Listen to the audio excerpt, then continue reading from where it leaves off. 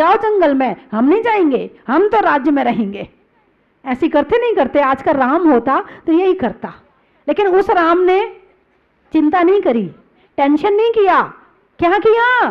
सबको समझा दिया, सबको अनुकूल बना लिया, सब रोते भी रहे, वो समझाते रहे और शांतिपूर्वक मुस्कुराते हुए जंगल चले गए।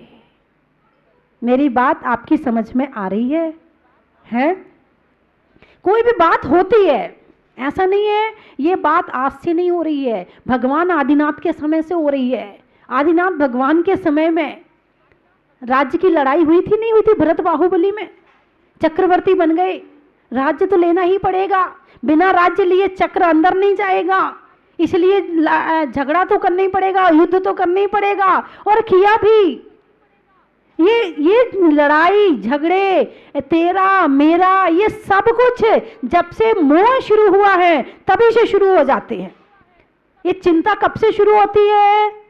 जब से मोह शुरू होता है। मोह कब से शुरू होता है? बच्चे को जरा सी समझ आई नहीं कि मोह शुरू हो जाता है। वो छोटा सा बच्चा, इतना छोटा सा बच्चा, उसे वो सामने वाली चीज चाहिए। अब सामने वाली चीज के प्रति आकर्षित हुआ, आकर्षित होती मोह पैदा हो गया, और जैसे ही मोह हुआ चीज नहीं मिलेगी रोना शुरू कर देगा। करता कि नहीं करता? भले 1 मिनट को रोए, आपने उसे मोड़ के उधर ले गए वो भूल जाएगा, लेकिन जब तक सामने है वो चीज उसे आकर्षित करेगी, उसके लिए वो रोएगा, जरूर रोएगा। तो ये रोना कौन शुरू करवाता है? मोह शुरू करवाता है। वो बच्चा छोटा सा होता है, छोटा सा बच्चा, उसकी घर में उसकी नंद आती है, उसकी माँ की जो है नंद आती है, उसकी बुआ आती है, तो उसकी जो माँ है उसे अपनी साड़ी दे देती है पहनने के लिए, अपनी चप्पल देती है पहनने के लिए। वो छोटा सा बच्चा जिसने बोलना नहीं सीखा है, उतारो मेरी साड़ी, मेरी मम्मी की है, उतारो साड़ी, उतारो, ये मेरी मम्मी की चप्पल है, उतारो। वो उसे चप्पल नहीं पहनने देता है, जबकि खुद की नहीं है, मम्मी की चप्पल है। जैसे ही मोह पैदा हुआ, जैसे ही राग पैदा हुआ, वैसे ही तेरा मेरा शुरू हो गया, और जैसे ही तेरा मेरा शुरू हुआ वैसे ही लड़ाई झगड़े शुरू हो गए, और जैसे ही लड़ाई झगड़े शुरू हुए वैसे ही चिंता और टेंशन शुरू हो गई। तो जड़ कौन है? जड़ पे जाओ, जड़ कौन है? मोह जड़ है इसकी।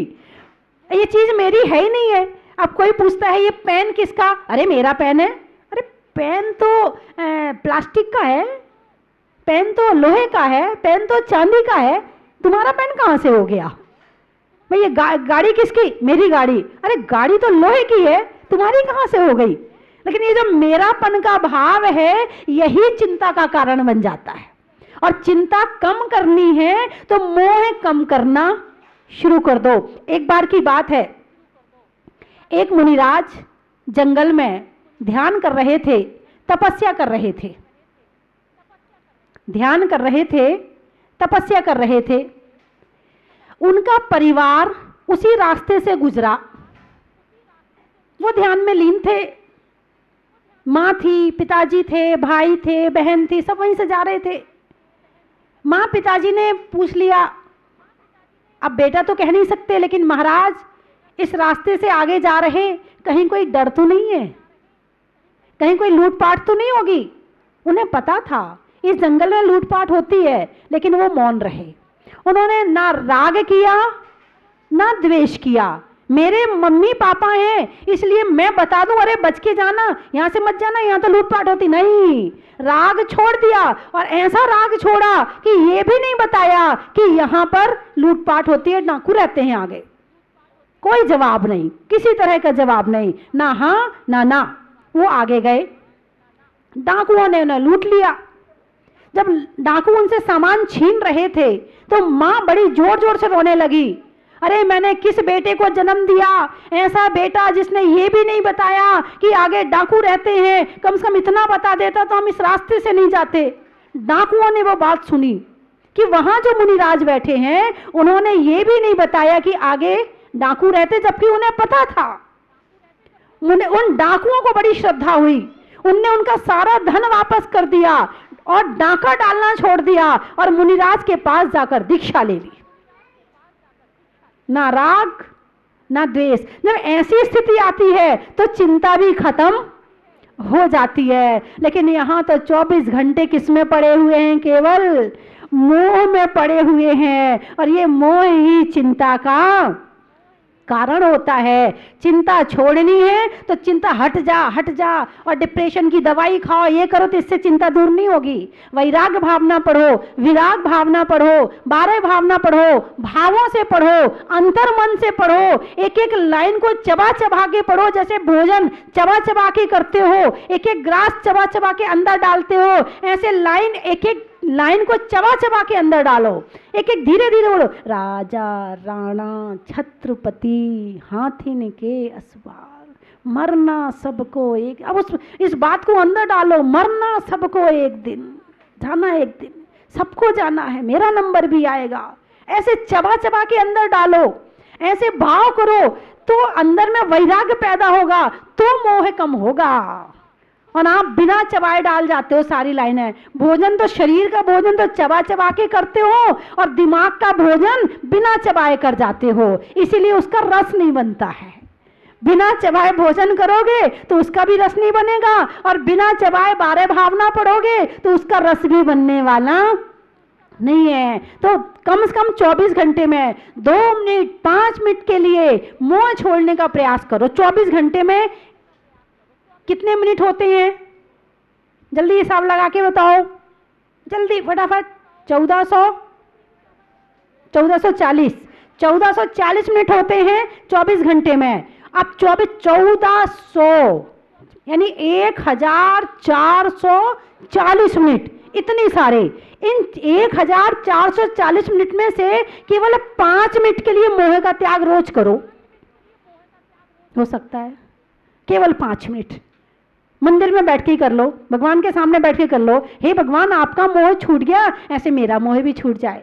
हे भगवान, जैसे आपका राग छूट गया वैसे मेरा राग भी छूट जाए। आपके उस समय परिवार वाले भी मंदिर में आ जाएं तो सोचो नहीं, ये कोई नहीं है मेरे, मैं अकेला हूँ, अकेला आया हूँ, अकेला जाऊंगा, कोई नहीं है मेरे। उस समय परिवार वाले दिख जाएं, आपकी सहेली दिख जाए, आपका समाज के कोई लोग दिख जाए, नहीं कोई नहीं है मेरा, हम अकेले आए हैं, अकेले जाना है। 5 मिनट के लिए मोह छोड़ के देखो कैसा आनंद आता है। फिर वो संस्कार धीरे धीरे धीरे धीरे आगे बढ़ेंगे, टेंशन अपने आप ही कम हो जाएगी। आर्त ध्यान है, 24 घंटे भी आर्त ध्यान का प्रकरण चल रहा है। जो आर्त ध्यान, ये चिंता करना ही आर्त ध्यान है। किसी भी विषय पर हम लगातार सोचते रहें, ये ही आर्त ध्यान है, और ये त्रयंच गति का कारण है। और छूटेगा तब जब हम विराग भावना, 12 भावना भावों से पढ़ेंगे, अंदर डालेंगे, पूर्ण भाव भाएंगे, तो हमारा जीवन आनंदमयी होगा, और हमारे जीवन में भगवान जैसी वीतरागता आएगी, और हमारा जीवन कल्याण के मार्ग में आगे बढ़ेगा। बोलिए 24वें भगवान की सबको बहुत बहुत मंगल आशीर्वाद है। धर्म स्नेही बंधुओं, संबंध वियोगमय है, संबंध वियोगमय है, संसार भोगमय है, शरीर रोगमय है। अतः ऐसे संसार को तज देना चाहिए। जहां शरीर है वहां बीमारियां हैं। शरीरम व्याधि मंदिरम, जैसे आत्मा के लिए मंदिर होता है, ऐसे बीमारियों के लिए शरीर होता है। बीमारियों के लिए शरीर मंदिर के समान है। शरीर में बीमारियां होती ही होती हैं। अब बीमारियां कई तरह से होती हैं। कुछ हमारे कर्मों के उदय में होती हैं, जो होना ही है।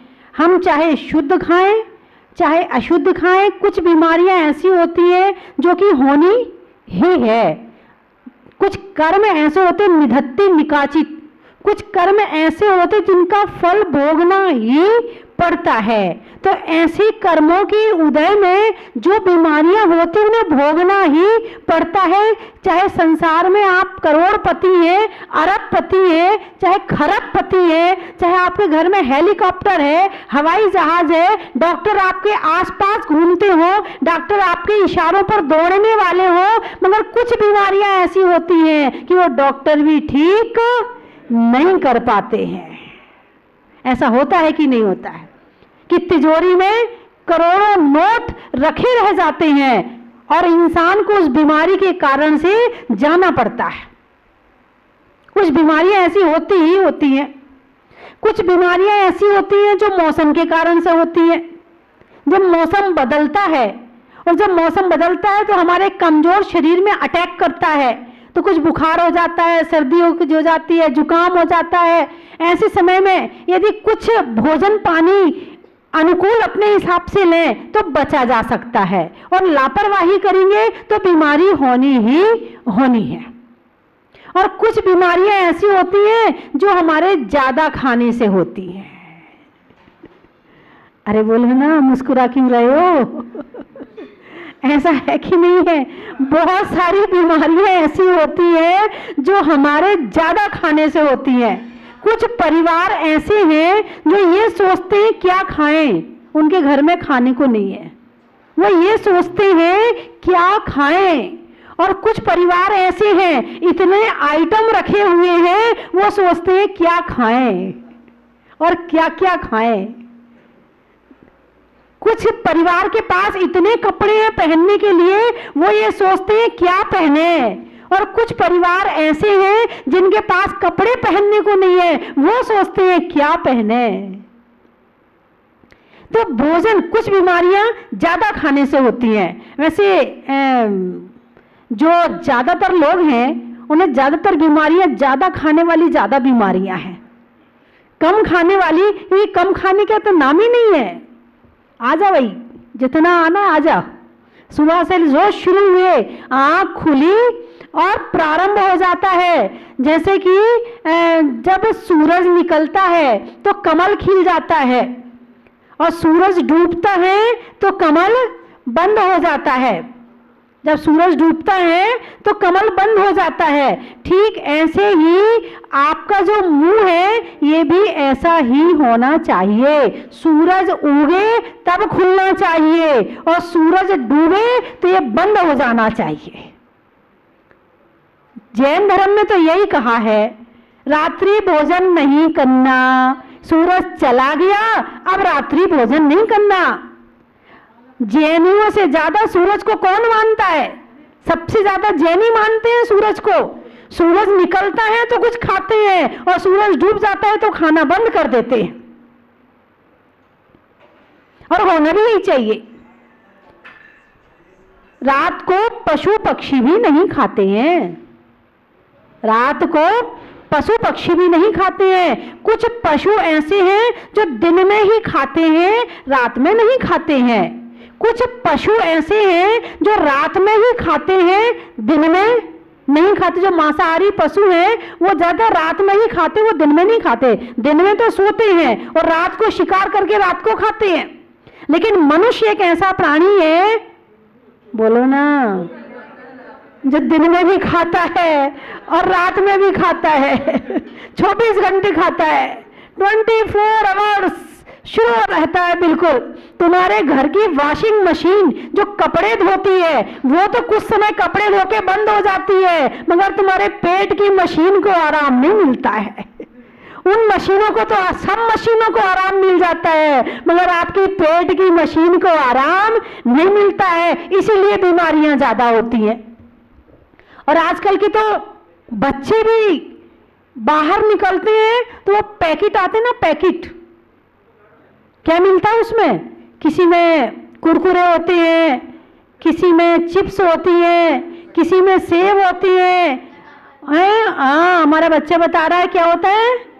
गटागट, टकाटक। हो देखो, याद, नाम भी याद है। अभी इनसे गाड़ियों के नाम पूछ लो, 50 गाड़ियों के नाम बता देंगे, 50 पैकेटों के नाम बता देंगे। और इनसे पूछो 24 तीर्थंकर के नाम, नहीं बता पाएंगे। बहुत मुश्किल है। हमें दुनिया भर की चीजें याद हैं और खाने की चीजें तो सबसे ज्यादा याद है। अखबार में कुछ महिलाएं तो अखबार केवल इसीलिए पढ़ती हैं कि उसमें कुछ खाने के आइटम आएंगे।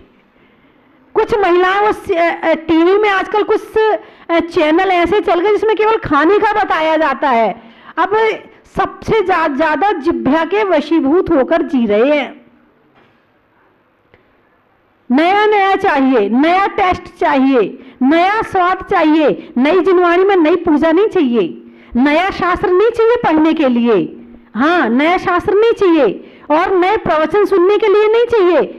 खाने के लिए नया नया आइटम चाहिए, पहनने के लिए नए नए कपड़े चाहिए। मगर दिमाग के भोजन नहीं देते हैं, इसलिए दिमाग बीमार हो जाता है। शरीर को ज्यादा दे देते हैं, इसलिए शरीर बीमार हो जाता है। तो शरीरम व्याधि मंदिरम, रोगों का घर है। पहले खाते हैं, उसमें खर्चा किया, फिर बीमार हो गए, फिर उसमें खर्चा करो और टेंशन करी, वो अलग। मान लो शुगर की बीमारी हो गई। शुगर की बीमारी कम खाने वालों को नहीं होती, मेहनत करने वालों को नहीं होती है। हाँ, भाई साहब बता रहे हैं, ज्यादा खाने वालों को होती है। ये बड़े आदमी की बीमारियां कहलाती हैं, ये छोटे मोटे आदमी को नहीं होती है। ये बड़े आदमियों को होती, बीपी है, शुगर है, ये बड़े आदमियों को होती है। हाँ, यदि कोई की वो बीपी शुगर हो तो समझना हम बड़े आदमी है, बढ़िया अच्छी सी बीमारी हुई है हमें। लेकिन शरीर को खोखला कर देती है। हाँ, घर में तुम चीनी खरीद के तो ला सकते हो मगर खा नहीं सकते हो। घर में तुम घी के टीन तो ला सकते हो मगर खा नहीं सकते हो। तरसते रहोगे, देखते रहोगे। उपवास व्रत करोगे तो पुण्य से आधी बीमारियां ठीक हो जाएंगी और कम खाने से आधी बीमारियां ठीक हो जाएंगी।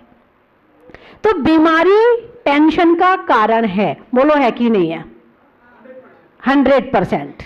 घर में खुद को हो जाए तो भी टेंशन, दूसरों को हो जाए घर में तो भी टेंशन, परिवार में पीहर में किसी को हो जाए तो भी टेंशन, और पड़ोस में हो जाए तो भी टेंशन। अरे बेचारे को ऐसा हो गया, अरे बेचारे को ऐसा हो गया।